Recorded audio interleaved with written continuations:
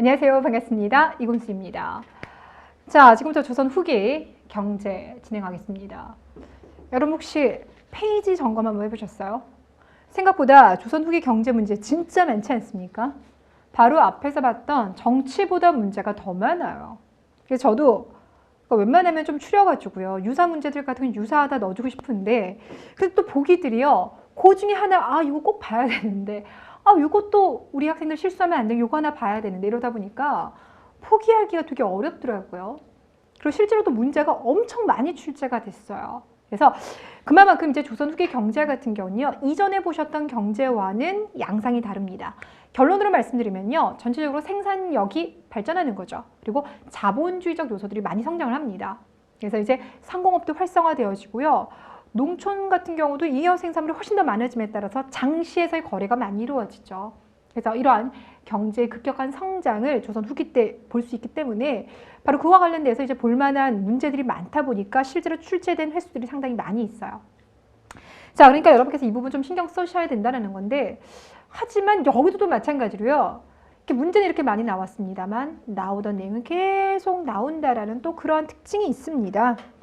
자, 그래서 보기들이 거의 유사하게 나오고 있기 때문에 여러분께서 정리하시는 내용들을 잘 보시고요. 그 제시되는 문장들 있잖아요. 그 제시문들이 무엇인지, 그게 어느 시기인지, 조선 전기인지, 조선 후기인지만 구분하신다면 정말 트릭 쓰지 않는 이상 여기서도 여러분께서 실수 없이 잘 넘어가실 수가 있어요. 자, 일단 첫 번째는요. 조선 후기 때 수치체제 개편 진행해야 되겠죠. 조선 후기와 관련돼서 또 정말 빈출되는 문제가 바로 이건데요. 조세 공납력, 그중에서 군역을 말하겠죠? 변동입니다. 자, 원래 조선 전기 때는요. 공법이라고 해서 전분 6등급, 연분 9등급제를 실시를 했었는데 이게 바로 이제 영정법으로 바뀌게 돼요. 언제 바뀝니까? 인조 시기 때 바뀌죠. 그래서 연분 9등급 하면 말 그대로 그 해의 농사가 잘 되느냐 안 되느냐에 따라서 9개의 등급으로 나눠요. 근데 이게 너무 복잡해요. 그렇죠? 또 검사하는 사람에 따라서 너희들 같은 경우는 뭐 상상년이야. 아니야, 니들은 뭐 상하년이야. 이런 식으로 임의제로 결정할 수 있기 때문에 약간 논란이 발생하죠. 그래서 풍흉에 관계없이 이 부분에 주목해 주세요. 풍흉에 관계없이 항상 일정액을 납부하게 하는데 그게 몇 두입니까? 4두입니다. 이거 조심하셔야 될게요. 대동법 같은 경우는 12두이잖아요. 요거. 하나만 더 걸게요. 균역법을 시행하면서 군포를 한 필만 내도록 했는데 원래 2필 내던 걸 한 필로 내면 당연히 부족분이 발생하겠죠. 그 부족분을 메꾸는 방법 중에요. 결작이라고 하는 세금이 신설이 됐어요. 이 결작 같은 경우는 토지를 가지고 있는 사람이 1결당 몇 두씩 내는 거냐면 2두씩 내는 거예요. 자, 그래서 4두, 12두, 2두 이거 구분하셔야 되겠죠. 되셨습니까? 자, 영정법은 일단 이렇게 등장했고요. 기본적으로 원래는 20두에서 4두 사이였던 걸 4두로 줄여줬기 때문에 전세 부담이 많이 줄어들긴 했어요. 하지만 문제는 각종 부가세가 많이 신설되었다라는 거. 뭐 삼수미세 같은 것도 들어보셨을 겁니다. 훈련 도감에게 이제 지원해서 삼수미세 같은 걸 이제 걷었기 때문에 오히려 부담이 늘어나는 부분도 있고요. 자, 대동법 같은 경우는 광해군 때 시작이 돼요. 근데 문제는 이게 전국적으로 시행되는데 100년 정도 걸려서 숙종 시기가 되어야지만 전국적으로 확대 시행이 되게 되는데 자, 왜 이렇게 시간이 오래 걸리느냐? 원래 이건 이제 공납이잖아요. 특산물을 납부하는 거예요. 근데 이 특산물이라고 하는 것은 각 집당 내는 겁니다. 자, 그런데 각 집단 내던 특산물을 토지에다 세금을 매겨버렸기 때문에 토지를 가지지 않은 자는 대동법에 해당되지 아니하는 거예요. 그러니까 토지가 없는 사람은 이거 안 내도 되는 거죠. 자, 결국 그래서 우리가 어떤 얘기를 하냐면 이 공납이 토지세처럼 바뀌어지는 거죠. 그러니까 당연히 토지를 가지고 있는 자, 많이 가지고 있는 자들이 반발을 하게 될 겁니다. 그래서 전국적으로 시행되는데 100년 걸린 게 바로 그러한 이유가 되겠고요. 그리고 또 하나는요. 쌀로 내도 되지만 3배로 내도 되고요. 동전으로 내도 돼요. 그만큼 동전이 많이 활성화가 된다는 거 얘기할 수 있겠죠. 자, 그럼 나라에서는 필요한 물품을 어떻게 거둬들이냐? 공인이라고 하는 상인을 통해서 필요한 물품을 사가지고 이렇게 되고 이 공인들이 전국에 다니면서 필요 물품을 주문하고 사가져오다 보니까 자연스럽게 상품 화폐 경제가 발달하게 됩니다. 이 부분 주목해 주세요. 자, 그리고 이제 영조 시기 때 군포 부담을 줄여준 건데 아까도 말했지만 두 필 걷던 걸 한 필로 줄였기 때문에 부족분들이겠죠. 그 부족분 같은 경우는 결작이라는 방법으로 새롭게 징수를 하기도 하고요.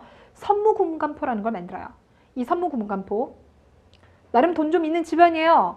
그렇기 때문에 이제 관직 좀 받았으면 좋겠어요. 놀고 있는 막 아들이 있으니까. 그럴 때 선무공간이라고 하는 지위를 주면서 그들에게 군포를 걷게끔 하는 겁니다. 자, 그런데 이제 문제는 뭐냐면 이 결작, 원래가 이제 토지 가진 사람들이 내야 되는 건데 조선 후기가 되면요. 지주전후제가 되게 심해지죠. 그렇죠? 그러다 보니까 이 지주들이 소장농들에게 그 결작을 떠넘기는 이런 문제가 발생하기도 해요. 자, 이와 관련돼서 나오는 문제만 하더라도 꽤 많습니다. 먼저 724번. 자, 여러분 이 724번은요. 뭐랑 관련되냐면 영정법이랑 관련돼 있어요. 영정법, 대동법, 균역법 이 세 개 문제만 봤을 때는요. 일단 영정법이 출제 빈도수가 단독으로 보자면 제일 떨어져요. 단독으로 보자면 대동법이 제일 많고 균역법 많고 영정법은 조금 떨어져요. 그래서 영정법 하나 가지고만 물어본 건 724번 문제밖에 없어요. 자, 그러면 이게 영정법인 걸 어떻게 알아내느냐 봤더니요. 위에서 세 번째 줄 감사가 수령을 뽑아 보내어 담업하게 하면 우리가 딱 이거 들으면 담업 손실법인가? 라고 생각해 볼 수가 있을 텐데 꼭 이 담업 손실법이 아닌다 하더라도요. 직접 거기 땅을 보고 농사가 어느 정도 됐는지를 검사하는 거잖아요. 그렇죠? 근데 담업 손실법 같은 경우는 모든 토지를 다 조사한 거라면 기존에 있는 공법 같은 경우는 각 구년별로 조사를 그냥 해서 표본 조사를 해서 너희 구년은 이번 농사가 잘 됐으니까 상상년 니네는 되게 안 됐구나 하하년 이렇게 해주는 거예요. 개별적인 토지 하나하나가 아니라 군 또는 현 단위로 하는 겁니다. 그러니까 기본적으로는 그 조사가 아니요. 그러니까 이때 이제 공법 같은 경우는 수령이 조사관이 됩니다. 그 수령들이 그 토지를 보고 그 해 농사가 어느 정도 됐는지를 중앙에 보고를 하는 거예요. 자, 그리고 또 이제 밑에서 다섯 번째 줄을 보시면 수령은 많이 거두어 들이는 데 힘쓰므로 흉년이 들어도 흉년이 아니라고 하고 뭐 이렇게 나왔어요. 그러니까 품흉의 영향을 받습니다라는 거 우리가 알 수 있겠죠. 그러니까 실제로 거기 중종실록이라는 부분에서 중종을 가지고 문제 풀기는 어렵고요. 지금 뽑았던 그 두 개의 내용을 가지고 이게 지금 공법이랑 관련된 거구나. 자, 그러니 이런 문제를 해결하기 위해서는 품용 상관없이 나와줘야 되겠죠. 그래서 영정법이라는 걸 확인해 볼 수가 있어요. 답이 그래서 1번인 거고요. 2번 같은 경우는요. 수조권자가 직접 농민에게 세금을 거두도록 하였다라고 했습니다. 조선으로 말하면 과전법과 직전법이 되겠죠. 근데 그게 되려면 그러니까 지금 수조권자가 그러니까 관리들이 어떻게 농민에게 조세를 걷는지가 나와야 되는데 지금 거기서는 그 얘기를 하는 게 아닌 거죠. 그렇죠? 그다음 3번에서는 공인을 통해서라고 하면 이제 뭐 박납의 폐단 이런 게 나왔는데 그 문제 아니고요. 4번에서는 토지의 비옥도에 따라서 등급을 나누는 전분 6등급을 만들었다라고 했는데 문제는 지금 이와 같은 문제를 해결하기 위한 그러니까 해결책을 물어본 것이니 1번밖에 답이 될 수 없다. 만약에 4번이 답이 되려면요. 모든 토지 하나하나를 다 조사를 했다라는 내용이 들어가 있어야 돼요. 되셨어요? 근데 그것이 아니라 이 지역, 어느 지역에서 풍년과 흉년에 따라서 나누어 봤습니다. 자, 이렇게 했기 때문에 답이 1번만 된다라는 것. 자, 726번 한번 가볼까요? 여기서부터 이제 대동법이 나오는데요. 대동법이라고 하는 걸 알 수 있는 근거는요. 거기 가에서 밑에 줄 보시면 그 법의 기원은 율곡 2에게서 시작됩니다. 그랬어요. 자, 율곡 2가요. 박납의 폐단을 시정하기 위해서 수미법을 제안하잖아요. 거기서부터 보시면 됩니다. 자, 그리고 또 그 밑에 보니까 선해청을 두었다라고 하는데요. 대동법을 시행하기 위해서 등장한 조직이 선해청이에요.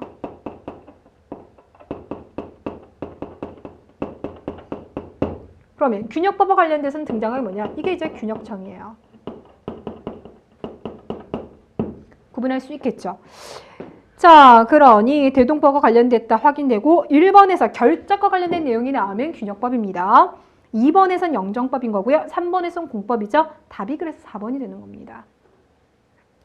자, 727번에서요. 배경 물어봤어요. 이 제도가 왜 등장하였습니까? 그랬는데 1번 광해군 때 처음 시행됐고요. 세 번째 줄 숙종 시기 때 전국적으로 시행됐고요. 선해청 등장하였다라고 했으니까 이건 대동법인 거죠. 근데 물어본 건 대동법이 왜 등장하였습니까? 박납의 폐단이 나와야 돼요. 답이 그래서 1번인 거예요. 그죠? 그러니까 박납이라는 건 특산물을 그 지역 주민들이 직접 내기 어렵다 보니까 중간에 뭐 이제 관리들에게 내게끔 하고 그들에게 비용을 지불하는 건데 문제는 그들이 물품을 사는 데 썼던 돈이 100만 원이라면 농민들에게 청구하는 금액은 100만 원 플러스 알파 금액이 너무나 커졌다는 거죠. 2번에서는요. 군역의 요역화 현상을 말해요. 3번에서는 대립제죠. 다른 사람을 대신 세웠으니까. 4번에서는 황곡제입니다. 자, 728번 문제는 별표 좀 치셔야 되는데요. 다음 제도가 시행된 이후에 나타난 변화 옳지 아니하는 거 그랬는데 각 도의 곡물은 이제 미포로 상납한다 라고 했습니다. 곡물을 미포, 쌀로 내게 했으니까 이게 대동법이라는 걸 알 수 있죠. 자, 1번 쌀, 배, 동전을 내게 한 거 맞죠? 2번 각 고을에서 가호를 기준으로 곡물을 부과하였다는데 가호가 아니라 무엇을 기준으로? 토지를 기준으로? 답이 그래서 2번인 거예요. 그렇죠? 그러니까 토지 없는 사람들은 대동법에 해당하지 않는다라는 거. 그러니까 3번이 그 소린 거고요. 4번에서 그래서 상품화폐 경제 발달한다. 자, 729번에서 이 제도 그랬는데 경기도에서 처음 실시되었을 때 토와 박납인들이 반발했어요. 그러니까 이 제도는 대동법이구나. 1번에서 현물이 아니라 쌀, 배, 동전들인 거죠. 2번에서는 영정법인 거고요. 3번에서 공인의 활약, 수공업 발달, 상품의 소유 증가 맞죠? 3번. 4번에서는 뭘 기준으로 한다? 토지 기준. 호 기준 아닌 거 계속 나와요. 자, 730번 대동법의 결과 그랬습니다. 일단 기억에서요. 공납의 전세화 맞죠? 특산물을 내던 걸 이제는 토지를 가지고 있는 자들에게 쌀을 기준으로 받아들였으니까. 그러니까 당연히 토지 없는 사람들은 부담이 가벼워지는 거 맞고요. 니은에서 국가지정이 약화되어 별도로 지주에게 결작을 징수하였다. 문제 풀다 보면요. 결작 계속 나와요. 그러면 그 결작은 뭐라고요? 균역법에 대한 보완책인 겁니다. 자, 디귿에서요. 어용상이 등장했는데 장인이 아니라 누굽니까? 공인입니다. 그러니까 틀린 거죠. 리을에서는 상품화폐 경제 발달한 거 맞죠? 그러니까 되게 좀 쉬운 문제입니다. 자, 731번과 32번 문제는 계속 같은 유형이 있고 좀 쉬우니까 지나가고요. 33번 갈게요. 대동법. 1번. 시작은 어디에서 시작하냐면 경기도에서 시작을 해요. 자, 그리고 이제 전국적으로 시행된다고 할 때요. 항상 예외되는 지역이 바로 평안도와 함경도예요. 이 평안도, 함경도 같은 경우는 위쪽에 있어서 농사짓기 척박하잖아요. 1결당 12도 거둘 만한 것도 없을 뿐만 아니라 국방비라든지 이거 써야 될 것도 많습니다. 그래서 그들 지역 같은 경우는 기본적으로 전세에서도 예외 지역이 있었잖아요. 이쪽에서도 예외입니다. 자, 그 다음 2번에서 12도 맞죠? 그러니까 여기서는요. 몇 도인지 정확하게 보셔야 돼요. 자, 3번에서 쌀, 배, 동전 맞죠? 4번에서 자, 선해청에서 상평청으로 일원화 시켰습니다. 그랬는데요. 이 상평청은 상평창과 똑같은 거예요. 네, 상평청, 상평창 똑같은데요. 상평창 뭐 하는 곳이죠? 물가 조절하는 기관이죠. 그러니까 올해 농사 잘 돼서 쌀값이 너무 내려갔어요. 이럴 때는 쌀을 사드립니다. 반면에 올해 농사가 너무 안 돼서 쌀값이 올랐다. 그때 이때는 정부가 비축하던 쌀을 풉니다. 물가 조절 기관이에요. 근데 조선에서는 이 상평창이 물가 조절 기능이다 플러스 환곡이라고 해서 이제 쌀을 빌려주는 역할까지 같이 했었어요. 그러다가 나중에 조선 후기가 되면 이 상평창이요 선해청으로 흡수가 됩니다. 자, 그만큼 조선 후기에서 이 선해청이라고 하는 조직의 중요성이 커요. 자, 다시 한번 말하지만 이 선해청이라는 조직이 처음 시설된 건 대동법 시행하면서 처음 신설이 돼요. 그리고 또 역사에서 중요하게 다룰 때는 이모군란 때 구식군인들이 습격했던 곳이 선해청이다. 왜냐하면 거기서 구식군인들에게 쌀을 나눠주기 때문이에요. 그래서 조선 후기 재정과 관련돼서 대단히 중요한 조직입니다. 기억하세요. 자, 그러니까 거기 4번에서 선해청으로 흡수 통합됩니다. 잘못된 거죠. 답 4번인 거고요. 자, 735번에서 조선 후기 공납제 개편, 그러니까 또 대동법이죠. 일단 1번에서 미곡, 포목, 전화로 납부합니다. 전화, 동전이에요. 그 상품화폐 경제 발달할 것이다. 그러니까 이제 화폐를 사용하는 것이 활성화됐다는 소린 거고 2번, 전국으로 시행되는데 오래 걸렸던 이유는 토지를 기준으로 하는 세금 제도로 바뀌다 보니까 토지를 많이 가진 토호, 지주의 반발이 컸기 때문인 겁니다. 자, 3번에서 공인들이 전국을 다니면서 필요한 물품을 주문하고 그래서 물건을 사서 국가에다가 그걸 이제 그러니까 뭐 한다 그러죠? 국가에다가 제공. 갑자기 적절한 단어가 떠오르지 않는데요. 하여튼 국가에다가 이게 내는 거잖아요. 그쵸? 자, 그러니까 상업과 수공업 발달하겠죠. 쇠퇴라는 표현 틀렸습니다. 이거 너무 쉬웠네요. 자, 제가 지금 이 문제 735번 되게 쉬움에도 불구하고 풀어보는 이유는요. 4번 때문이에요. 자, 우리 조세 공납력, 공납이라고 하는 것은 항상 내는 상공뿐만 아니라 별공 같은 것도 있었잖아요. 근데 여기 대동법에서 뭐만 폐지시킨 거냐면 상공만 폐지시킨 거예요. 그러니까 나라에 특별한 행사가 있을 때는 별공은 여전히 뭐하고 있다? 유지되고 있다. 되셨습니까? 자, 그러니까 진상별공은 여전히 부담하고 있더라. 현물로 부담하고 있더라.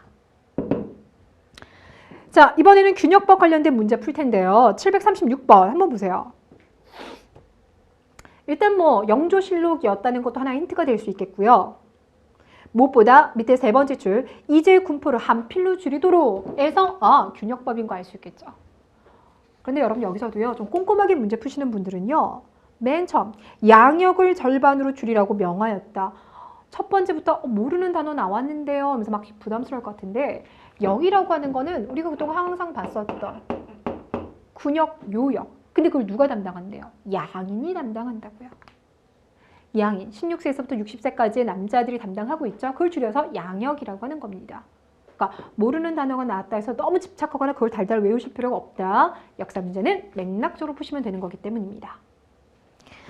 자, 그러니까 균역법인 거죠. 1번, 은결을 차단해서 군포를 징수하였습니다. 라고 했는데 은결이라고 하는 건 이제 숨어있는 토지, 토지대장이 들어가 있지 않는 토지잖아요. 멀쩡하게 농사 짓고 있는 땅인데도 토지대장이 좀 안 들어와 있는, 그러니까 조세 포탈하고 있는 건데 거기에다가 군포를 징수하였습니다. 아니죠, 그렇죠? 그러니까 차라리 은결을 찾아내서 거기다가 결작을 냈습니다. 이거 맞겠죠. 군포를 징수했다. 아니, 말이 안 되죠. 2번, 일부 상류층 같은 경우는 아이고 우리 아들 좀 놀고 있네? 그럼 우리 아이에게 그래도 명예직이라도 줘야 되겠죠? 선무공간이라고 하는 직위를 주는 대신에 국가에다가 군포를 납부하는 겁니다. 그래서 2번인 거고요. 여러분 거기 3번에서는 삼수미세가 아니라 뭐가 들어갑니까? 영정법 들어가야죠. 삼수미세 같은 경우는 죄송합니다. 결작이 들어가야 되겠죠. 삼수미세 같은 경우는 영정법에서요. 추가되는 부가세에 들어가는 겁니다. 신설되는 부가세. 그러니까 해당하지 않고요. 4번에서 조심하세요. 여러분 지금 1년에 군포 한 필로 줄여준 거죠. 여기서 양반에게도 군포를 물렸다 이거 아니죠. 양반에게도 군포를 물린 거는 이거 호포제라고 해서 흥선대응후식이에요. 그러니까 구분하실 건 그러니까 기존에는 일반 평민들이 군포를 2필 내던 걸 이제 일단 한 필로 줄여준 거예요. 이게 균역법이에요. 그러다가 흥선대응후식이 되면 왜 일반 평민들만 돼? 양반들도 군포를 내. 그러니까 양반도 내는 것까지 바뀝니다. 이게 바로 호포제입니다. 보셨죠? 자, 그러니까 양반에게도 군포를 내게 한다. 뭐 계속 나오게 되면 그거는 이제 호포제, 흥선대응후식으로 밀어주세요. 736번에 이 4번과 같은 보기가요. 곳곳에 많이 숨어 있어요. 문제 풀다 보면. 자, 737번. 자, 거기 봤더니 위에서 두 번째 줄 호포니, 구전이니, 유포니, 결포니. 이거 호포 하니까 뭔가 이제 군역과 관련돼 있다. 이건 알 수 있겠죠. 근데 이제 중략 밑으로 보니까 이웃이 견책을 당하고 인증 말하죠. 친척이 징수를 당하고 족징. 군포 안 내려고 이웃이 도망갔을 경우 그 옆에 있는 이웃이 대신 내거나 친척이 대신 내거나 황구첨정, 백골징포를 말하고 있습니다. 그래서 군역의 문란을 말하는 거예요. 자, 그러면 다음에 폐단을 시정하기 위해서 실시한 제도 1번 양반들도 군역을 지는 것으로 개선하였다 라고 하는데요. 양반들이 실제로 군역을 졌습니까? 아니요. 아니죠. 나중에 흥선대응후 시기 때 양반들이 군포를 물리게 한 거지 실제로 군역을 지게 한 거는 없습니다. 자, 그러니까 일단 1번 틀렸죠. 2번에서 군역 부담제 군포 부담을 한 필로 줄여준 거 맞고요. 이것을 하기 위해서 균역청을 설치한 거죠. 그러다가 이 균역청이 나중에 선해청으로 통합이 될 겁니다. 그만큼 조선후기에서 선해청의 위상이 크다고 보시면 돼요. 그 다음 4번에서 평안도 함경도를 제외하고는 6도의 토지에 1결당 쌀 2두씩 부과했다. 뭘 말합니까? 결작. 항상 나와요. 그러니까 양반들에게 군포를 징수시킨 건 흥선대원군. 하지만 그들이 직접 군역을 진 적은 없습니다. 조선에서는. 738번에서 다음 문제 해결하기 위해서 영조 때 하면 결국도 이거잖아요. 그래서 1번.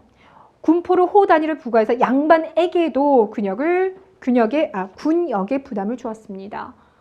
양반도 군포를 내게 했다. 언제라고요? 흥선대원 시기 때 호포제라고요. 되셨어요? 자, 2번에서 토산물을 토지 결수에 따라서 거둔 제도로 라고 했습니다. 대동법인 거죠. 3번에서는 공법인 거고요. 세종대왕식의 공법. 4번에서 1년 한 필, 그리고 선무군포가 추가되었다. 답이 그래서 4번 되겠습니다.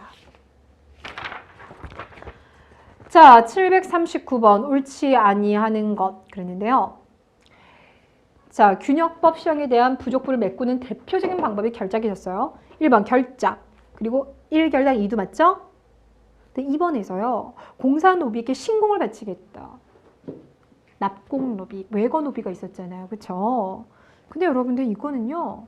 균역법과 상관없이 원래부터 있던 거예요. 납공노비들이 신공을 원래 내고 있었던 거잖아요. 그러니까 답이 2번입니다. 이거는 균역법과 전혀 상관이 없어요. 자, 740번 문제부터는 이 세 개가 이제 다 섞어서 나오는 문제입니다.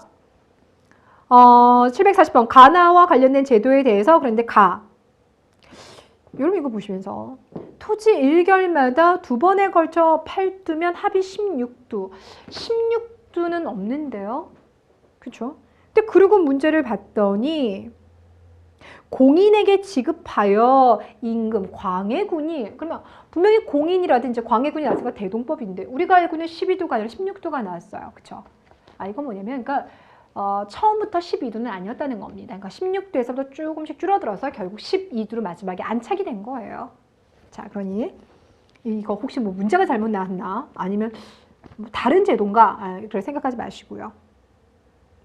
자, 아무튼 그래서 가가 지금 이제 대동법이고요. 나를 봤더니 감면하는 것을 계산하면 그래서 밑에서 네 번째 줄 부족한 부분은 어세, 염세, 선세, 선무공간 이렇게 나왔습니다. 그러니까 뭡니까?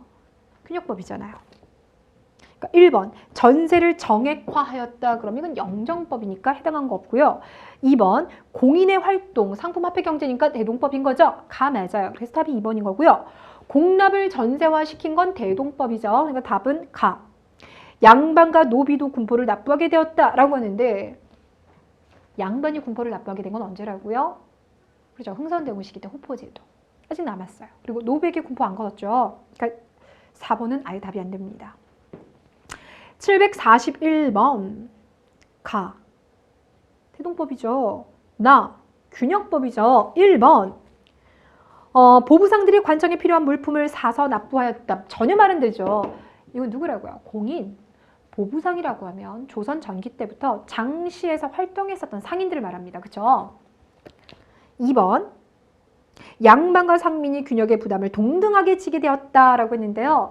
양반들이 그다음에 이제 균역의 부담을 군포를 내는 것 중에서 이제 부담하게 되었다라고 하면 호포제도가 나와야 되는데 호포제는 흥선대원군 아닙니다. 아직 멀었어요. 3번에서 가와 나는 전국적으로 동시에 실시되었다라고 했는데 일단 기본적으로 대동법과 균역법 시행 시기 자체가 다르죠. 또 하나 대동법은 광해군에서부터 시작해서 숙종 시기 때가 되지만 전국이기 때문에 전국 동시라는 표현 자체도 아예 틀린 거예요. 4번에서 조세의 전세화 경향이 있습니다. 그랬는데 가와 나의 실수로 조세의 전세화. 그러니까 조세 자체가 토지에 매겨집니다. 라고 하는 것이 나타났다 그러는데 일단 기본적으로 원래 각 집마다 매기는 걸 토지에 매기기 시작을 했죠. 이것도 하나 있고요. 균역법 같은 경우도요. 물론 군포 같은 경우는 아직까지 각 집당 매기는 거예요. 근데 이 결작 같은 경우 쌀 가지고 있는 사람, 아니죠. 토지를 가지고 있는 사람에게 매기는 거잖아요. 그러니까 점점 조세가 토지를 기준으로 매겨지고 있습니다라는 거 알 수 있죠. 되셨어요? 결작을 주목하시면 됩니다. 그러니까 토지에 매겨지는 세금으로 가려고 한다는 맞는 소리인 거죠. 답이 그래서 4번이에요. 문제가 조금 난이도 있게 느껴지셨을 겁니다. 자, 742번은 올해 나온 문제인데 여러분이 조금 헷갈리실 수가 있었을 것 같아요. 뭐 1번에서 1결당 4두 이거는 아니었을 것 같고 2번에서 1결당 12두도 확실해요. 근데 이제 3번에서 영정법에 따라서 전세의 비율이 이전보다 다소 낮아져서 그쵸? 그 이전 같은 경우는 풍년, 후년 따져서 최대 20두까지 걷어들였기 때문에 낮아졌는데 그럼 당연히 농민들의 부담 줄어든 거 맞지 않습니까? 예. 그런데 여기서 한정이 있어요. 지금 이거는 조선 후기죠. 그런데 이 조선 후기가 되면요. 지주, 전호제 이게 대세예요. 예. 관리들 같은 경우도 토지 소유욕이 상당히 높아지죠. 그리고 농민들이라 하더라도 광작을 통해서 대토지를 소유하는 경우가 있습니다. 그래서 이제는 신분보다는 내가 땅이 있느냐 없느냐 경제적 관념이 되게 중요하게 돼요. 그러다 보니까 땅을 가진 자들이 땅 없는 이 전호들, 소장농들에게요. 자신들이 내야 될 세금을 대신 납부하게 하는 경우가 많이 있었어요. 이것도 있고 그리고 기본적으로 이거 같은 경우는 토지를 가진 자들에 해당한다는데 이미 농민들은 소장농으로 몰락해 있는 상황들이 많이 있었기 때문에 실제로 토지 가진 자에 해당하는 이 제도와는 상관이 없는 경우도 있는 거죠. 거기서 또 각종 부가세가 많이 신설이 되었기 때문에 대다수 농민의 부담이 경감되었다는 표현 자체가 틀려요. 그러니까 4두로 줄어들었지만 플러스 알파가 많이 추가되었다. 그래서 답이 3번입니다. 되셨어요? 조선 후기 때 지주 전호제가 확산되었기 때문에 대다수가 소장농인 상황에서 소장농들 같은 경우는 생산량의 절반을 내야 되는 경우가 많았기 때문에 국가에서 조세를 줄여준다 하더라도 이거는 토지 가진 자들에게만 혜택이 주로 돌아가는 거라서 그들에게는 큰 영향을 주지 못했더라. 자, 4번. 대동법은 부족한 국가 재정을 보완하고 농민의 부담을 경감하기 위한 개혁론에서 제기되었다. 왜요? 박납의 폐단으로 인해서요. 농민의 부담 되게 크죠. 그렇죠? 또 중간에 있는 관리들이 다 이렇게 빼먹기 때문에 실제로 국가가 거둘 수 있는 양들이 별로 없었어요. 그러니까 중간 업자들만 이제 배부른 거죠. 그래서 국가가 아니 국가도 세금을 많이 걷는 것도 아니고 농민들의 조세 부담이 줄어든 것도 아니니 중간 업자들만 배를 불리게 한다. 이거 없애자. 그럼 농민의 조세 부담 줄어들고 또 농민들이 내는 것을 곧바로 다 국가에 오기 때문에 국가의 재정도 늘어나겠죠. 그래서 대동법 시행하는 겁니다. 자, 743번에서요. 여러분 이 문제 이제 푸시면서 1번 풍흉에 관계없이 4두씩이요. 근데 여기서 4두에서 6두까지 그럼 6두 아니잖아요. 우리 앞서서 대동법 풀 때요. 우리는 12두라고 외웠는데 앞서서 1결당 8두씩 1년 2번 냅니다. 16두 나왔던 거 있죠. 그것도 마찬가지예요. 그러니까 영정법도요. 6두에서 4두 정도로 걷다가 이게 확실하게 나중에 4두로 정착이 됐다는 소리인 거예요. 얘도 그렇고요. 되셨어요? 그러니까 이런 트릭이 조금 힘든데 그러니까 그럴 때는 헷갈릴 때는 조금 일단 남겨두세요. 객관식 문제는 끝까지 봐야 되겠죠. 2번에서 군포 줄이고 난 다음에 결작 2두 신설한 거 맞죠? 3번에서 공납제 폐단 줄이기 위해서 쌀, 배, 동전 맞죠? 4번에서 세습으로 인한 과전의 부족 문제를 해결하기 위해서 현직 관료에게만 수조권을 지급하였다. 직전법이죠. 이건 조선 전기입니다. 그러니까 세조식이니까 전혀 해당하지 않아요. 그러니까 문제가 되게 쉬운 거니까요. 요런 1번 같은 게 실수가 없으셔야 되겠죠. 744번은 741번 문제와 거의 유사한 거니까 이건 패스하고요. 예, 나머지 문제도 크게 어렵지 않으니까 계속 반복만 되고 있어요. 그래서 그건 빼고 이번에는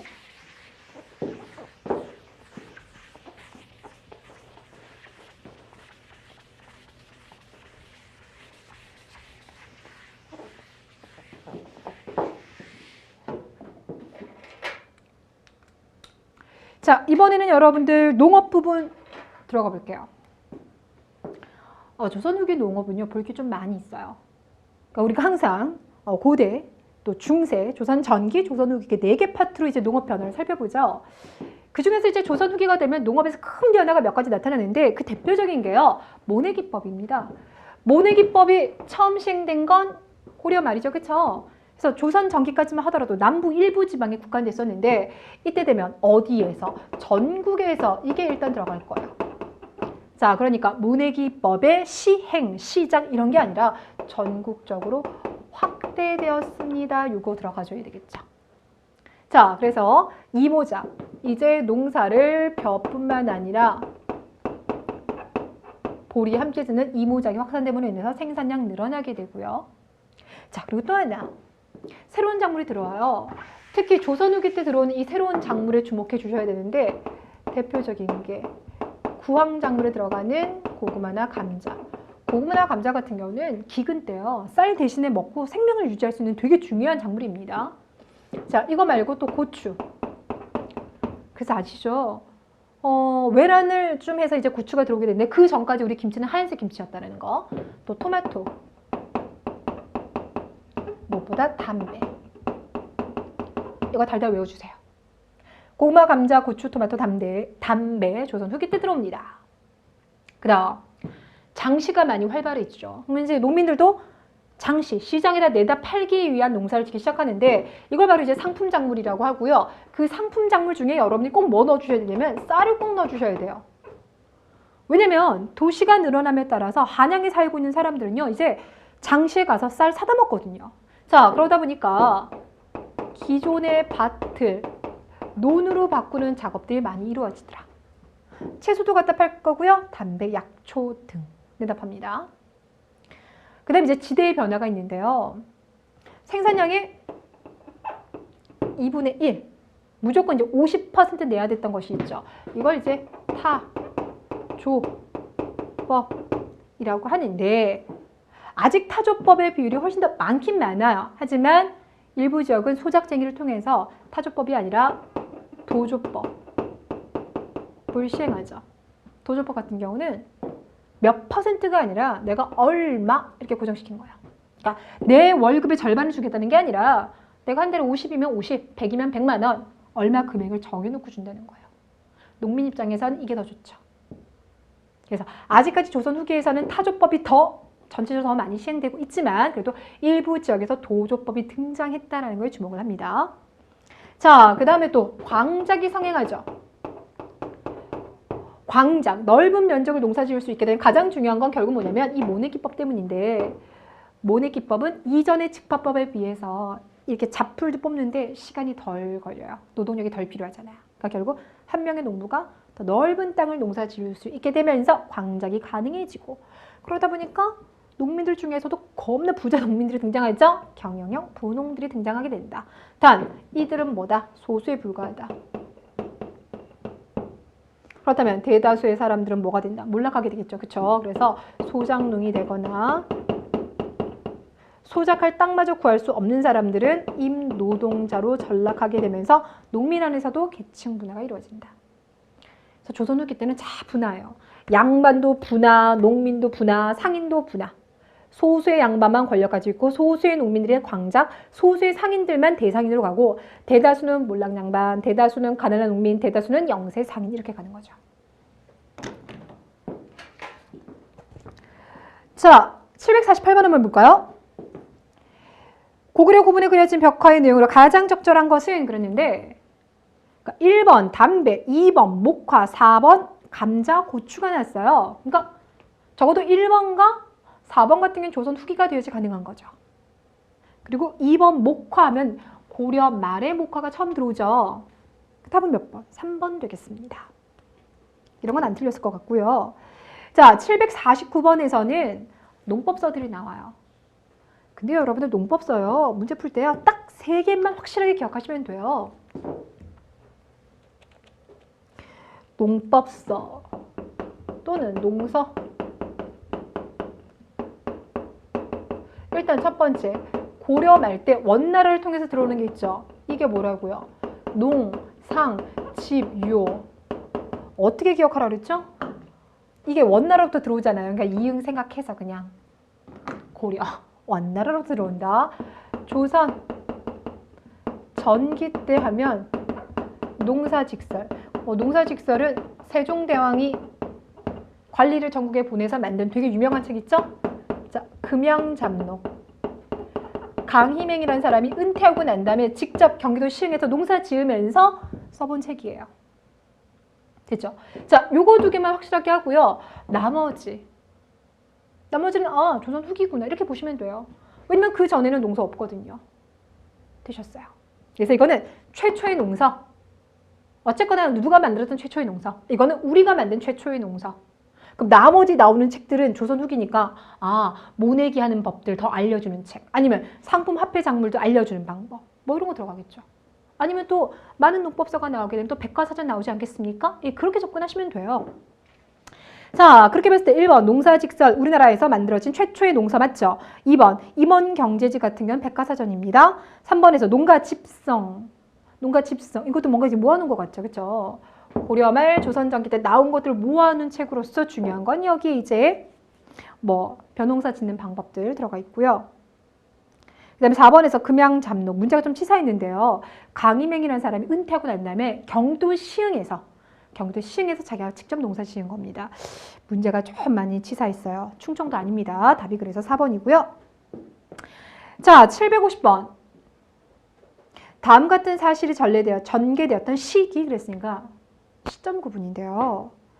거기 부농층 그리고 밑에서 네 번째도 임노동자 그렇죠? 그러니까 기본적으로 농민의 지금 계층 분화를 얘기하고 있는 겁니다. 되셨어요? 자, 그럼 이런 농민의 계층 분화가 대단히 이제 뭐랄까요? 활발하게 일어났던 시기가 조선 후기예요. 되셨죠? 자, 그러니까 1번에서 광업이요. 이제 관청 주도가 아니라 민간 주도의 광업이 이루어지죠. 2번에서 쌀을 내다 팔아야 되기 때문에 이제 논농사 지려고 밭을 논으로 바꾸는 작업들이 나올 거고요. 3번에서 농민들이 상품 작물 재배하는 거죠. 4번에서는 이 관청 수공업이잖아요. 관영 수공업인데 국가가 주도하는 수공업의 형태는 항상 전기 형태인 거죠. 답은 그래서 4번이고요. 5번에선 도조법, 이 도조법이 나타났다. 이 정도 보시면 됩니다.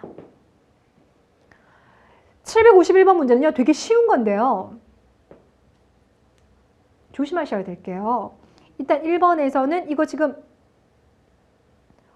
양반은 노비의 수를 늘리기 위해서 자신의 노비를 양인 남녀와 강제로 결혼시켰다. 왜요?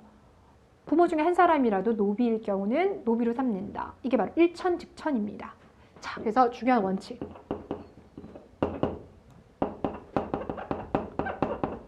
이게 일천즉천은요. 고려에서부터 조선까지 기본 원칙인 거예요. 엄마, 아빠가 한 사람이라도 노비일 경우는 무조건 노비가 되는 거죠. 그럼 이렇게 되면 노비의 수가 늘어나게 되겠죠. 되셨어요? 자, 그런데 이거 말고요. 노비 종목법이라는 거 있어요. 이 노비 종목법은 조선 후기 영조 때 나오게 될 텐데요. 이게 뭡니까? 노비가 될지 안 될지 여부는 엄마 쪽의 혈통을 보겠다는 거예요. 그러니까 이거는 엄마가 양인이에요. 근데 아빠가 노비예요. 근데 두 사람 사이에 태어났을 경우는 엄마가 양인이기 때문에 아이도 양인으로 가겠다는 거예요. 그러니까 이거는 지금 뭘 늘리려고 하는 겁니까? 양인의 숫자를 늘리려고 하는 거예요. 양상이 다르죠. 되셨어요? 그러니까 조선 후기가 되면서 양인들의 숫자가 너무 줄어들잖아요. 왜냐하면 이 일반 상민들 중에서 신분 상승해서 양반으로 가는 경우가 많기 때문에. 그래서 나라에서 이 양인의 숫자를 늘리기 위해서 엄마의 혈통을 보고 노비를 삶을 것인지 양인으로 풀어줄 것인지 결정하겠다는 거야. 그러니까 아무나 노비면 무조건 노비 삼겠다라는 기존의 방식과는 구분되죠. 되셨어요? 자, 어찌됐거나 1번은 이쪽과 관련돼 있으니까 맞고요. 2번 이모작 할 때 벼 보리 재배하는데요. 제가 수업 시간에 말씀드렸어요. 보리는요 조세에 안 들어가요. 그러니까 농민들 입장에서는 보리 농사 많이 되면 그거 다 내 거잖아요. 그렇죠? 그래서 사람들이 이모작 좋아합니다. 3번에서야 병작 반수제였다. 병작 반수? 그러니까 생산량의 반을 지금 내는 거예요. 타조법을 말해요. 근데 문제는 뭐냐면 모두 병작 반수제였다. 이 모두가 틀린 거죠. 그렇죠. 도조법이 나타났다고 했으니까. 답이 그래서 3번입니다. 그러니까 소작농일 경우 병작 반수를 합니다만은 그게 조선 후기 돼서는 도조법으로 이제 나타나기도 하기 때문에 모두란 표현이 틀린 거예요. 네, 답이 그래서 3번. 자, 752번에서 보면 이건 좀 오래된 문제이긴 하지만 좀 생각해 볼 여지가 좀 있죠. 자, 기역에서 노급제 부활된 건 통일신라고 니은에서는 고려시대의 전시과죠. 디귿은 과전법, 리을은 관수관급제. 그러니까 디귿, 리을, 미음은 조선과 관련되어 있습니다. 그러니까 1번, 관리들에 대한 토지 지급이 증가되었다. 누차 말하지만요. 한 국가 안에서 보면은요. 보통 초기 때는 지급되는 양이 좀 많아요. 근데 뒤로 가면 갈수록 관리는 늘어나고 또 퇴직한 사람들한테 줘야 되기 때문에 토지가 꼭 부족해집니다. 그러면 지급 대상, 지급량이 계속 줄어들어요. 그러니까 증가라는 표현을 틀렸고요. 두 번째, 수조권 행사가 점차 강화된 게 아니라 관수관급제를 하게 되면서부터는 농민은 국가에 내면 국가가 관리들에게 나눠주는 형태인 거예요.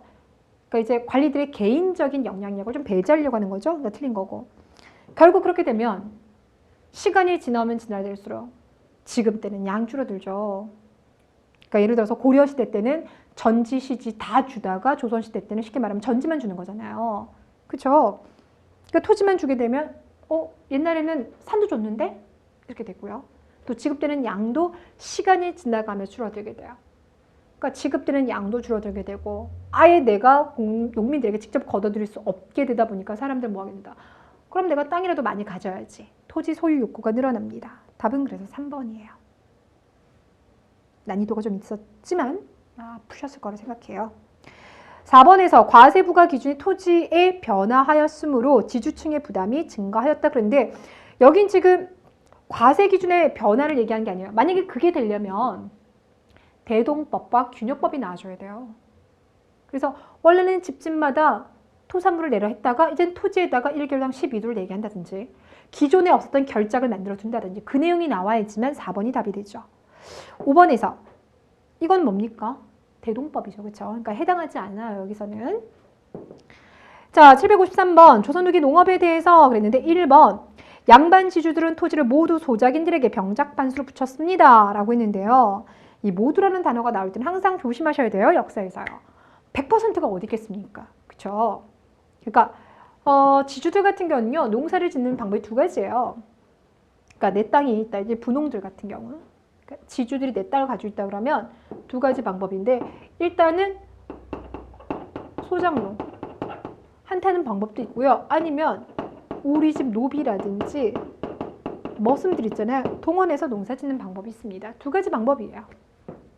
양반들이 데리고 있는 노비들 데리고도 충분히 농사를 지을 수 있으니까. 자, 그러니까 모두 소작인들에게 병작반수라는 표현이 틀렸죠. 자기 노비를 데리고. 답은 1번. 자, 2번에서요. 자, 이게 좀 헷갈릴 수 있는 게요. 지방 사족들은 향약을 시행하였다라고 했는데 향약을 시행한 건 맞는데 조선 후기로 가면 지방 사족들보다는 누가 주로 주도를 해서 저기 뭐죠? 수령들이 주도를 해서 향약을 시행하죠. 그러니까 이러면서 이거 헷갈릴 수 있는데요. 왜 맞아요? 그러니까 이런 부분은 이제 문제의 논란이 있어서 솔직히 말하면 1번, 2번이 다 답이 됩니다. 근데 굳이 두 개 중에서 하나를 딱 골라라 이러면 답이 1번이 되는 거죠. 그러니까 100%라고 명확하게 말했기 때문에. 하지만 실제로 2번에서도 지방사족들이 향약을 통해서 농민들을 이게 뭐 장악하려고 했다. 이런 것들은 조선 후기보다는 조선 전기가 원래는 더 맞습니다. 자, 그 다음에 이제 3번들. 지주들에 의한 소작지 회수 현상이 나타났다. 이게 무슨 말이냐면 내가 지주예요.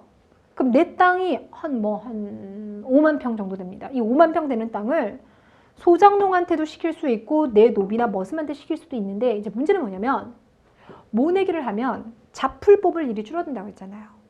그러니까 예전에는 내 노비들을 데리고 내 노비나 내 머슴을 데리고 직접 농사 지을 수 있는 땅이 한 10,000평밖에 안 됐다.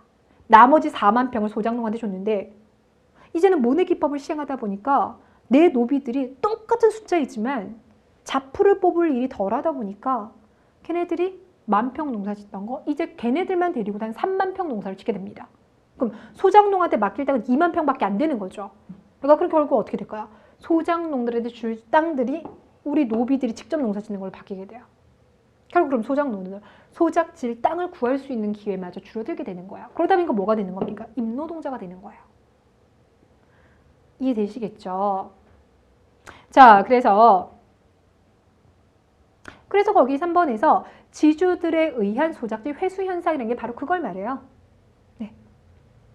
내 노비나 내 머슴에게 시킬 수 있는데 굳이 내가 소작칠 이유가 없다. 그래서 소작질을 회수한다는 게 그 뜻입니다. 자, 4번에서 농민의 계층 분화 맞죠? 그다음에 보리 재배가 확산되는 거 맞죠? 오래된 문제여서 논란은 좀 있습니다만 그래서 3번 같은 보기는 최근에는 잘 안 나오는 거기 때문에 연습하는 데 도움이 될 겁니다. 754번 농촌사회의 모습 그랬어요. 경세유표 정약유랑 관련됐다. 이것만 봐도 조선 후기인 거 알 수 있지만 그거 말고도요. 위에서 두 번째 줄 모시, 오이, 배추, 도라지 등 농사도 잘 지으면 그 이익이 헤아릴 수 없이 크다. 상품 작물인 거죠. 그래서 조선 후기인 걸 알 수가 있어요. 1번 분홍층의 성장으로 관건이 약화되었다 그랬는데요. 다음 시간에 다루겠지만 조선 후기가 되면은요.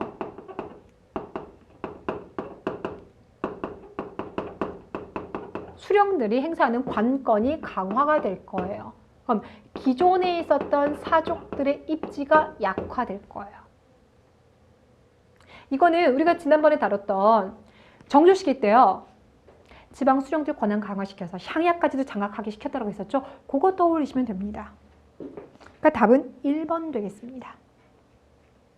2번에서 도조법 방식으로 변화되었다.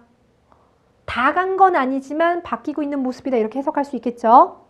그다음 토지에서 밀려난 임노동자. 소작할 땅마저 구하지 못해서 그냥 날품팔이. 하루하루 벌어먹고 살아야 되는 임노동자가 출현하였더라. 지주전호제가요. 조선 후기로 가면 확산이 되죠. 근데 지주전호제라는 거는 땅을 가진 자와 그러지 못한 자의 관계를 말하죠. 경제적 관계를 말합니다. 그러니까 신분적인 거 차이보다는 땅을 가진 사람들 중에는 꼭 양반만 있는 거 아니잖아요. 평민들 중에서도 부자가 있는 거니까. 그러니까 양반이냐 평민이냐 이거보다는 땅 있어 없어. 경제적 관계로 바뀌었더라. 답이 그래서 1번. 자, 755번. 문제가 좀 많이 있죠. 자, 다음에 설명하고 있는 농사법이 널리 보급되었던 시기. 그 농사법이 모내기법이래요. 그럼 널리 보급되었다라 했으니까 결국 또 조선 후기예요. 1번 이보작 보리재배 확산 맞죠? 2번 상품화폐 작물 맞죠? 3번 시비법이 처음 시행되었다. 그게 언젠데요? 고려 말이에요. 답은 그래서 3번입니다. 되셨어요? 자, 4번에선 도조법을 말하는 거고요. 그 다음에 문제는 여러분들이 계속 중복됐던 거니까 요거는 패스하도록 하겠습니다.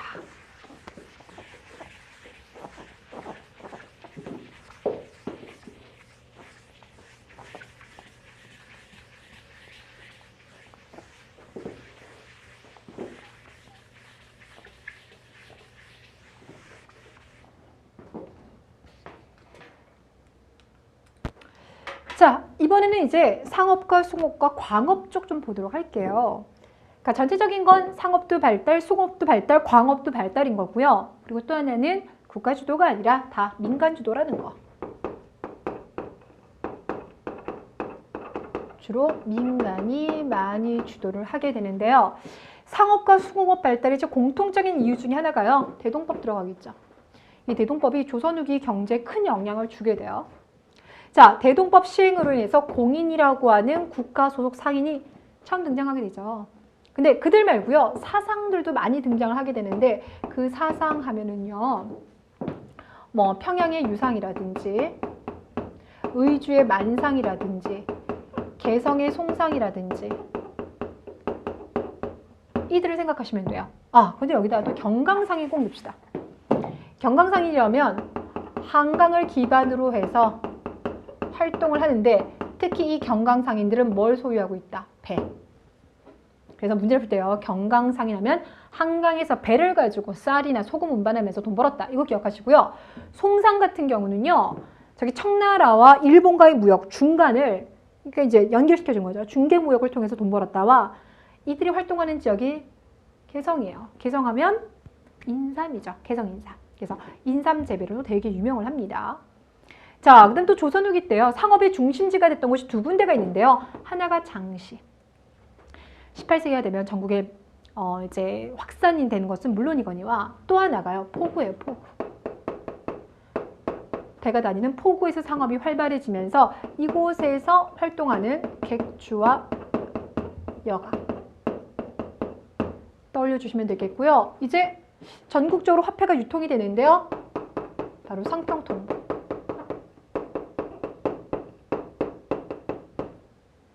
됐죠? 자, 수공업 같은 경우는요. 관영수공업이 쇠퇴. 그렇죠.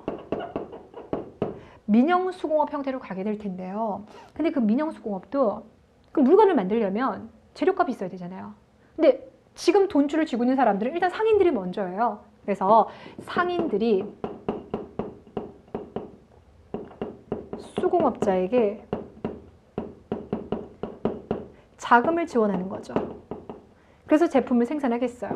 이러한 방식을 우리는 선대제 수공업이라고 합니다. 일단은 상인들이 돈줄을 먼저 장악하고 있기 때문에 수공업자에게 지원하는 형태. 그러다가 시간이 지나면 이제 수공업자들이 별도로 자신의 점포를 가지고 물건을 만들게 되더라. 자, 광업 같은 경우도 이제 민간이 주도하는 형태인데요. 방식의 변화라고 하면 처음에는 설점 수세제.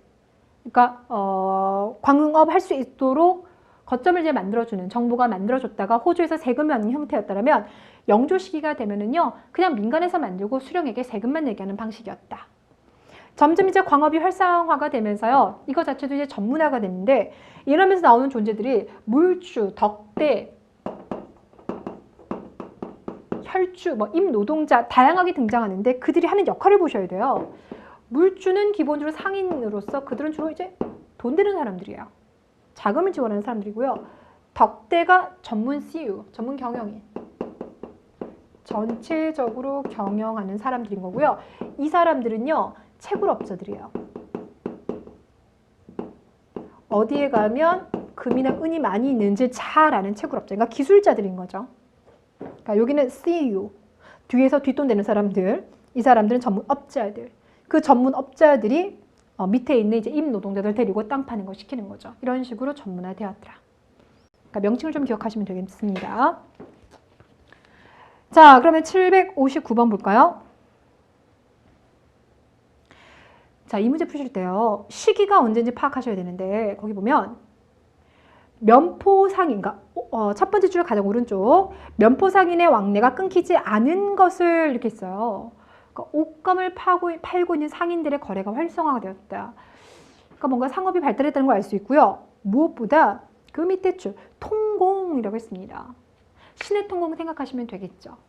그러니까 금난전권을 거의 폐지시켜줌으로 인해서 사상의 활동이 활발해진 걸 말합니다.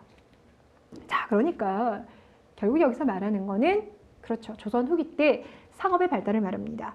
1번 포구의 객주나 여각이 크게 발달하였다. 답이 그래서 1번인 거고요. 2번 병난도, 3번 활구, 4번에서 관영상점. 이거 뭡니까? 고려입니다. 자, 760번 가볼게요. 또 시기가 나는데요. 첫 번째 줄에 담배 심기. 담배라고 생각 조선 후기인 거죠. 1번 정전하면 동일신라 성덕왕. 2번 활구 했으니까 고려. 3번 포구에서 답은 3번인 거고요. 4번에서 대식국과 향유를 거래했다니까 고려. 자, 761번 또 시기 문제인데 김홍도의 서당도가 되겠습니다. 자, 그러니까 김홍도니까 조선 후기가 되겠죠. 기억, 모내기법이 확산, 전국으로 확산. 그러니까 확산 단어 주목하시고요. 광작, 부유한 농민 맞죠? 그러니까 기억 동그라미, 니은에서 객주와 여각이 포구에서 활동하는 거 맞죠? 디귿에서 타조법으로 지대 납부 방식이 바뀌어갔다가 아니라 도조법으로 바뀌어가야 돼요. 틀린 거고요. 리을에서 선대제 수공업은 맞는데 이 선대제 수공업은 누가 돈주로 되는 겁니까? 상인이 수공업자를 장악하고 있는 거죠. 자, 그러니까 거기 리을에서 정부 자본의 통제라는 표현이 틀린 거야. 답이 그래서 2번입니다. 자, 그 다음에 다음 문제. 조선시대 시전 옳은 것은 1번. 신해통공은 금난정권을 폐지시켜준 것은 맞습니다만 6.2 전의 금난정권은 그대로 유지시켜줘요. 그러니까 거기서 6.2 전의 이 부분은 틀린 거예요. 2번에서 경시선은 조선, 고려 계속 등장하죠. 뭐 하는 겁니까? 시전.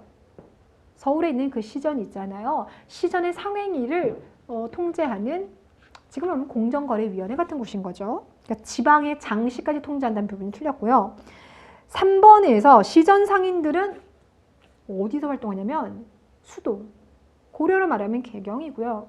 조선으로 말하면 한양이 되는 건데 이들이 보부상을 관장한다. 보부상은요, 지방에 있는 장시에서 활동하잖아요. 활동 분야가 달라요. 시전은 수도, 보부상은 지방에서 활동하기 때문에 그들을 관리한다는 표현 자체가 아예 틀린 거고요. 답은 4번이다. 그러니까 시전 같은 경우는 국가에다가 물품을 납부하죠. 대신에 금난정권을 인정을 해줬던 겁니다. 그래서 답이 4번인 거고요. 자, 763번 조선 후기 동전 유통의 실태인데요. 1번 숙종 시기 때 동전이 전국적으로 유통되었다. 상평통보 말하는 거죠. 2번 전황이 발생하였다. 전황이라고 하면 화폐를 찍어는 냈는데 시장에 가면 화폐가 없어요. 사람들이 화폐를 쌓아두고 있는 거죠. 그러니까 화폐 부족이에요.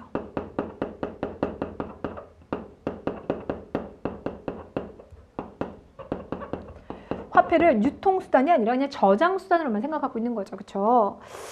자, 그 다음 3번에서 상평통보가 전국적으로 유통되다 보니까 이제 세금을 낼 때 아니면 소장료를 낼 때도요, 돈으로 내기 시작해요. 그래서 우리가 세금이라는 게요, 원래는 세금이 아니라 세곡이잖아요. 조세로 곡식을 냈었는데 이제는 곡식이 아니라 돈으로 내게 됩니다. 이게 세금인 거죠. 자, 4번에서 당백전은 흥선대원군이 왜 주저합니까? 경복궁 지으려고 하는 거죠. 그러니까 군사비 지출 틀렸습니다. 답이 그래서 4번인 거고요. 자, 다음 문제. 또 시기를 구분해야 돼요. 그런데 봤더니 허생하고 났어요. 허생과 관련된 이야기하면 박지원을 생각하셔야 되겠죠? 그리고 조선 후기입니다. 되셨어요? 자, 그렇다면 먼저 1번. 보부상들을 보호할 목적으로 해상공국이 설치되었다. 여러분, 이 해상공국 하면은요,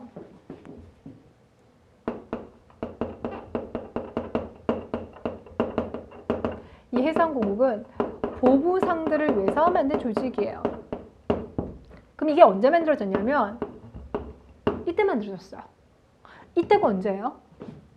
이때는 이 다음에겠죠. 그럼 이때는 또 무슨 일이 벌어졌냐? 임오군란.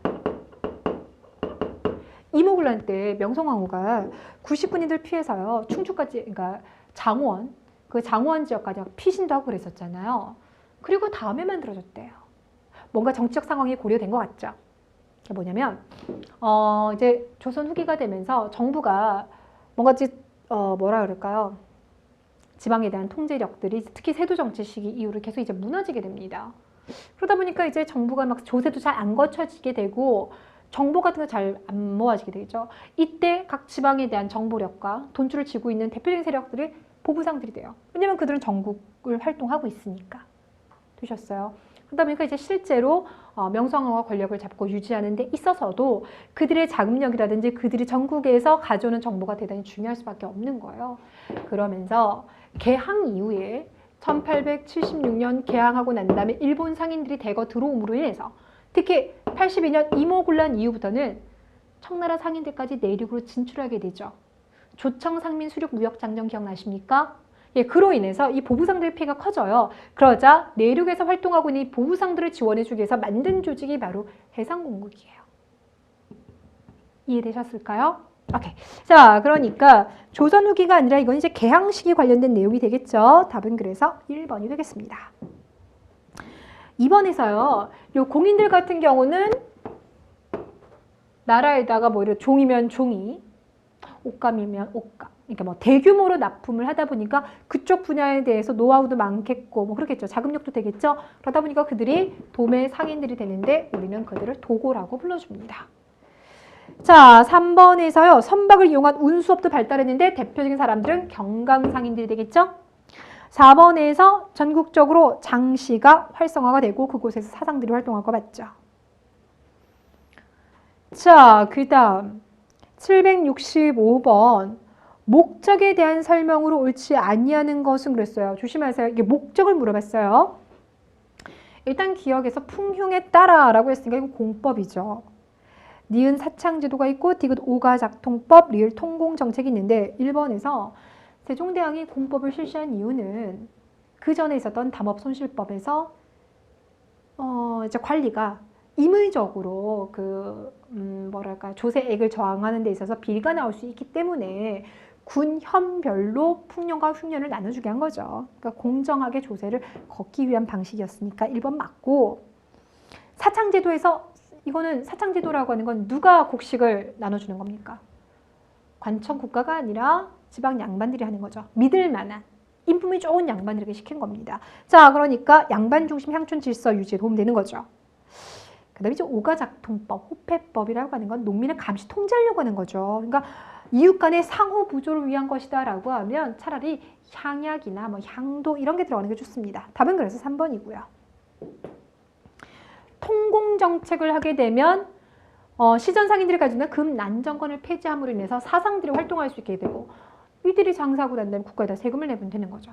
그러니까 그들의 활동을 불법적인 것이 아니라 합법적인 것으로 만들어줌으로써 그들에게 장사 많이 해, 그리고 국가에다 세금 내줘라는 겁니다. 국가재정이 강화됩니다. 자, 767번 조선 후기 경제 상황 잘못된 것은 1번 모내기법의 확대로 소작질 얻기가 어려워졌다. 이거 우리 농업에서 바로 앞에서 다뤄봤었죠. 양반들이요, 내 땅이 5만 평이에요. 근데 5만 평을 예전에는 그중에 10,000평만 내 노비들에게 시키고 나머지 4만 평을 소작을 줬는데, 이제 모내기법 하다 보니까 풀 뽑을 일이 별로 없으니까 내 노비들만 데리고도 3만 평을 농사 지을 수 있게 돼요.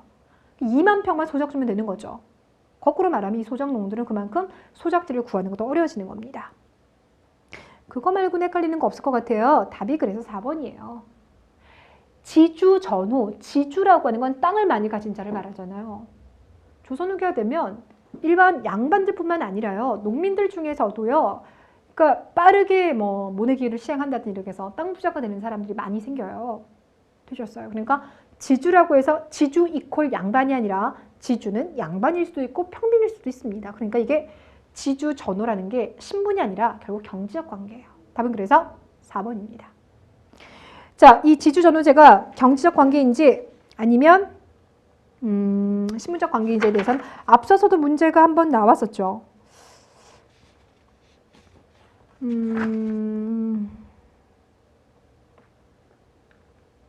저는 분명히 봤는데 눈에 안 보이네요. 754번에서요. 보기 4번에서 지금 나와 있죠. 그러니까 2008년도에 문제가 나오고 다시 그 보기를 이용해서 2010년도에 또 문제를 푸는 것이니까 여러분들 기존의 문제를 많이 풀어봐야 되겠다는 걸 확인하실 수가 있을 겁니다. 자, 이번에는 어디로 뛸 거냐면 770번으로 갈게요. 또 식인데요. 그러니까 식인 문제가 계속 나와요. 객주 여각이 나왔어요. 객주 여각이 나왔으니까 조선 후기인 거죠. 근데 거기 2번에서 대도시에 관영상점이 있어요. 그럼 이거는 고려시대예요. 국가가 직접 상점 운영했는데 그 상점에서요, 책도 팔고요, 약도 팔고요, 술도 팔아요. 이러면 이건 고려시대밖에 없습니다. 답은 2번. 그 다음 771번 객주 어디에서 활동한다고요? 포구에서 활동하면서 돈도 빌려주고 물건의 거래도 도와주고 운송업도 하고 이러는 거죠. 일단 기억, 경향각지가 어디입니까? 경양, 그러니까 수도 근처에 각 지역에서 상품 집산할 때 위탁도 해주고 매매도 추선해준다. 동그라미인 거고요. 니은에서 공납 물품의 대리 납품업체다 그랬어요. 이거 뭡니까? 공인을 말하죠. 네. 그러니까 대동민을 받아가지고 전국 다니면서 국가가 필요한 물품을 대신 사서 국가에다 납부하는 공인이고, 디귿, 계속 말했지만 이들 중에서는 상품을 중간 매매해주기도 하고 돈 필요한 사람은 돈을 빌려주기도 하고 운송업을 해주기도 하고 또 포구를 중심으로 해서 뭡니까? 여기 나온 대로 숙박업을 통해서 숙박업을 운영하기도 한다. 특히 이제 이 여각이라고 하는 존재가 이 숙박업을 하는 존재로 조금 더 부각되어 있는 겁니다. 자, 그러면 리을이 좀 헷갈리는데 이건 머슴의 또 다른 표현이에요. 근데 이건 모른다 하더라도 미음에서 보시면 창고업, 운송업, 금융업, 돈도 빌려줬습니다. 그때 친 거죠. 답이 그래서 1번이 됩니다. 리을을 모른다 하더라도 문제 푸는 데는 크게 지장이 없었을 거라고 생각하고요. 그 다음 772번은 좀 간단하니까 패스하도록 하겠습니다. 773번. 또 시기 문제인데요. 대전 통편이니까 정조 시기. 자, 그래서 봤더니 장인들을 공주에 등록하던 규정들을 점차 폐지되어 시행하지 않았다. 공장원 자체가 폐지된 것도 정조식이잖아요. 근데 거기 나머지가 다 조선 전기인 거고요. 1번 상업적 농업이 발달하였다. 그러니까 시장에 내다 파는 건 조선 후기인 거죠. 그래서 답이 2번인 겁니다. 자, 714번 17세기 이후니까 조선 후기인데 1번 덕대가 자, 덕대라고 하면 광산의 전문 경영인이 되겠죠. 자, 그러니까 이건 맞는 거고요. 2번에서 경강상인은 한강에서 배를 이용해서 물품 파는 거니까 요거 맞는 거고요. 3번에서 관영수공업은 부역제가 해이해짐에 따라서 쇠탁이 시작했다는데 쇠탁이 시작한 건 이미 16세기예요. 조선전기 때 제도들이 막 흔들리는 건 다 16세기가 되겠습니다. 자, 776번 가볼게요. 조선 후기 옳지 아니하는 것은 그랬는데 1번 당연히 조선 전기보다 조선 후기 되면 인구가 늘어나겠죠. 그렇죠? 전쟁 끝나고 난 다음에 인구는 늘어날 것이고요. 그런 인구들이 어디로 몰리게 된다? 도시로 몰리게 된다. 그러니까 당연히 상품 화폐 경제라든지 수공업이 발달할 수밖에 없어요. 도시 살고 있는 사람들은 기본적으로 소비를 근간으로 하기 때문에 2번에서 포구에서의 거래가 활발해지더라. 그래서 그 활발한 정도가 장시보다 더 커지더라. 뭐 이건 여러분이 포구가 클까 장시가 클까 굳이 고민하지 마시고요. 일단은 납두세요. 그래서 3번에 봤더니 선대제가 성행하면서 상인들이 수공업자에게 예속되었다. 조심하셔야 되죠. 누가 누구에게 예속된 겁니까? 수공업자가 상인의 돈을 받은 거죠. 자, 그러니까 답이 3번이 되겠습니다. 자, 그 다음에 7번에서요. 조선 후기 옳지 아니하는 것. 답이 이제 보니까 1번이었죠. 이렇게 생각하세요. 우리 물가가 올라갈 때 있잖아요. 물가가 올라갈 때는 화폐가 많이 유통될 때입니까? 아닐 때입니까? 돈이 흔하면 물가 올라가죠. 그렇죠? 인플레이션이라는 게 그런 거예요. 그러니까 시중에 돈이 너무 많아지면 돈의 가치가 떨어지니까 과자 하나 살 때도 예전엔 500원이면 샀는데 지금 1,500원 줘야 돼요. 그러니까 돈이 흔해지면 물가는 올라가요. 근데 여기는 돈이 부족해요. 물가가 올라갔을까요? 내려갔을까요? 물가가 내려가요. 왜냐면 화폐가 부족하면 돈의 가치가 높아지잖아요. 똑같은 10,000원이라도 옛날 10,000원보다 훨씬 더 돈의 가치가 높아져요. 되셨어요? 그러니까 돈 10,000원 가지고 이제 살 게 더 많아진다는 겁니다. 물가는 내려갑니다. 그렇기 때문에 1번에서요. 전황으로 물가가 크게 올라서가 아니라 하락으로 해주시면 됩니다. 이거 말고 나머지는 큰 문제 없죠. 네. 자, 그 다음에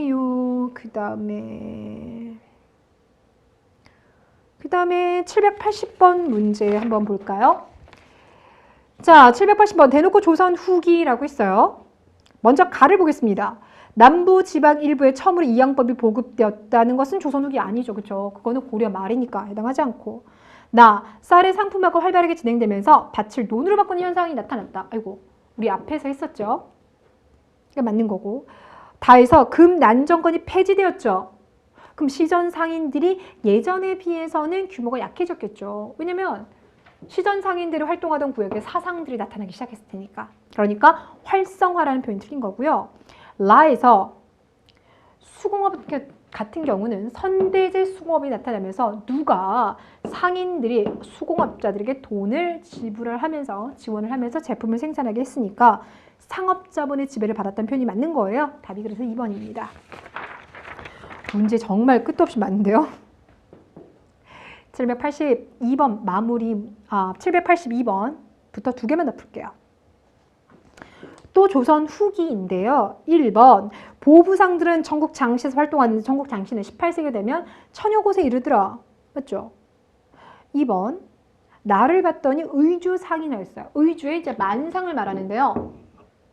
평양의 유상, 의주의 만상, 개성의 송상, 한강의 경강상이 나왔어요. 자, 그래서 봤더니 이 의주의 만상 같은 경우는요. 후시가 허용되면서 뭐 활동하였다 이렇게 했어요. 네. 그러니까 개시, 후시, 무역들. 조선 후기 때는 다 인정이 되죠. 그러니까 의주의 만상과 동네 내상이 나는데 만상 같은 경우는 청나라 무역을 할 것이고 내상 같은 경우는 일본과의 무역을 할 것이고. 자, 그 다음 3번에서는 광업 쪽을 말하고 있는데요. 자, 거기 용어 지금 조심하실게요. 경영 전문가를 덕대라고 하죠. 자, 그렇다면 돈을 지불해 주는 건 누굽니까? 물주입니다. 물주. 자, 그러니 경영 전문가인 덕대가 상인에게 자본을 받아서라고 해야 돼요. 그러니까 여기선 지금 물주와 덕대의 명칭을 정확하게 이해하고 있느냐의 문제입니다. 그러니까 3번에서는 물주가 아니라 덕대라고 바꿔주셔요. 자, 마지막 784번 갈게요. 서울에 대해서 옳지 않냐는 것은 1번. 자, 그동안 배웠던 거 다 연합시키면 되겠네요. 신석기 시대 대표 중에 하면 이제 뭐 암사동이니까 당연히 하실 거고, 서울을 가장 처음 장악한 건 백제였죠. 위례성이었고요. 그러다 고구려 때 장수왕 차지했었고, 신라가 마지막 차지했고요. 3번에서 분사제도가 뭡니까? 분사제도라고 하면, 그러니까 수도에 있었던 관청을 똑같은 형태로 하나 더 둔 걸 말하는데요. 이게 있었던 건요, 개경 말고 서경입니다. 서경. 그러니까 수도 개경과 똑같이 만들어진 게 서경이에요. 그러니까 서울 같은 경우는 남경이라고 했었는데 남경에는 분사제도가 없어요. 그러다가 이제 서경의 분사제도가 묘청의 서경천도 운동 이후로 없애버린 거죠. 자, 그러니까 답은 3번이고요. 4번에서 서울에서 활동했었던 사상이라고 하면 자유상인들인 거죠. 그렇죠? 공인이나 시전상인이나 보부상 같은 경우는 관어상인이라 해서 국가에 소속되는 거고요. 이들은 자유상인들이죠.